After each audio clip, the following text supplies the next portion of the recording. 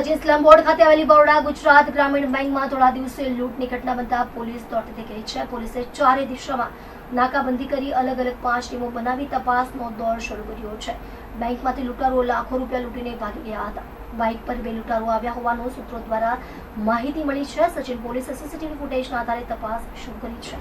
બંદૂકની અણી લૂંટારુઓએ બેંકના કર્મચારીઓને બંધક બનાવી એક રૂમમાં ગોંધી રૂપિયા 4,75,000ની લૂંટ કરીને ભાગી ગયા હતા।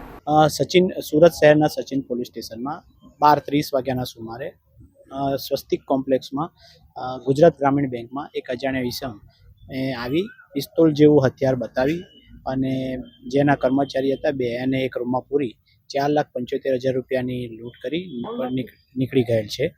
તો એ બાબતે અમે અત્યારે તાત્કાલિક સ્થળ પર પહોંચી અલગ અલગ પોલીસ કર્મચારી અધિકારીઓની 5 ટીમો બનાવી આરોપીને શોધખોળ કરવાની प्रयत्न चालू કરી દીધા છે। ટૂંક જ સમયમાં અમે આરોપીને હસ્તગત કરી। 12:30 के लगभग एक आदमी आया था। मैम को गन दिखा के हमें मैम को कैशियर मैम उनको बाहर बुलाया और एक कस्टमर थे उनको भी अंदर लेके जाके हम तीनों को एक जगह खड़ा किया। मैम को कहा कि अंदर से कैश निकालिए। उन्होंने कैश निकाला एंड मेरे बैग से सामान निकाल के मेरे बैग में कैश रख के बैग के साथ वो चले गए थे। 1:45 बजे तक वो चले गए। तो उसने क्या पिस्तौल दिखाया था? गन दिखाई थी, सिल्वर कलर की गन थी। सिल्वर कलर की गन तो आपको दिखाई दिया है? उस पे रखता रहिए।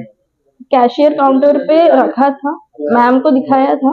बाद में वो अंदर आए थे तो